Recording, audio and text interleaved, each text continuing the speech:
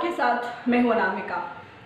बिहार विधानसभा चुनाव के लिए अंतिम और तीसरे चरण के लिए चुनाव प्रचार का जो दौर है वो आज समाप्त हो जाएगा। जी हां, 7 नवंबर को आखिरी चरण का जो चुनाव है वो होने वाले हैं और उसके लिए जो चुनाव प्रचार का जो दिन है वो आज समाप्त हो जाएगा। अंतिम चरण में 15 जिलों के 78 विधानसभा क्षेत्रों के लिए मत डाले जाएंगे।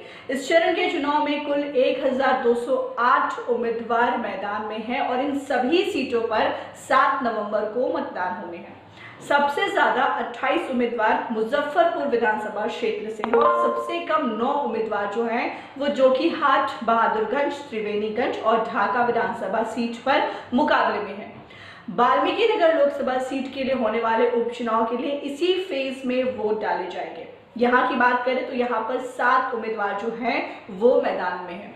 अब आखिरी चरण यानी कि 7 नवंबर के चुनाव में मुस्लिम बहुल सीमांचल तो यादव बहुल कोशी और ब्राह्मण बहुल मिथिलांचल की कुछ सीटों पर चुनावी संघर्ष होना है।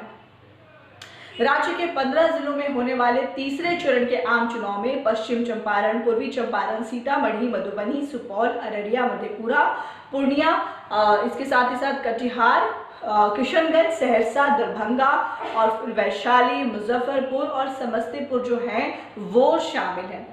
अब आपको बता दें कि इस फेज में यानी कि जो आखिरी फेज है चुनाव का, इस फेज में महागठबंधन की ओर से आरजेडी 46 सीटों पर तो 25 सीटों पर कांग्रेस के उम्मीदवार हैं। जी हां, सीपीआई 5 और सीपीआई ने 2 सीटों पर अपने प्रत्याशी उतारे हैं। वहीं एनडीए की बात करें तो एनडीए की ओर से जेडीयू सबसे अधिक 37 सीटों पर चुनाव लड़ रही है।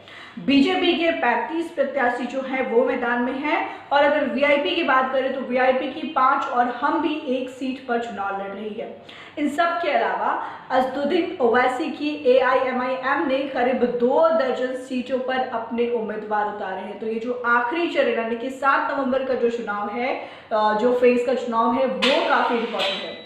अब आपको बता दें कि वर्ष 2015 के विधानसभा चुनाव में महागठबंधन के संग रहते हुए जेडीयू ने 17.31% वोटों के साथ 23 सीटें जीती थी, जबकि आरजेडी 16.30% वोट के साथ 20 सीटें अपने नाम की थी। कांग्रेस को 8.38% मत के साथ 11 सीटें मिली थी। बीजेपी के 25.79% वोट के साथ 20 सीटें जीती थी। हालांकि एलजेपी को 3.81% वोट तो मिले थे पर वो खाता भी नहीं खोल सकी थी और इसके अतिरिक्त अन्य को 3 सीटें मिली थी और सीपीआई माले को 1 सीट पर जीत मिली थी। तो देखने वाली बात ये होगी कि 7 नवंबर को यानी कि आखिरी चरण का जो वोट है उसमें इस बार क्या कुछ सामने आता है। फिलहाल इस खबर में इतना ही। नामिका को दीजिए।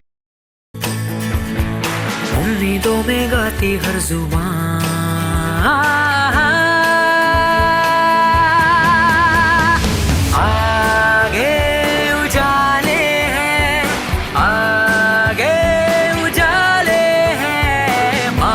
गठबंधन को अब के मिलके जिताने वाले हैं। कांग्रेस महागठबंधन को वोट दें।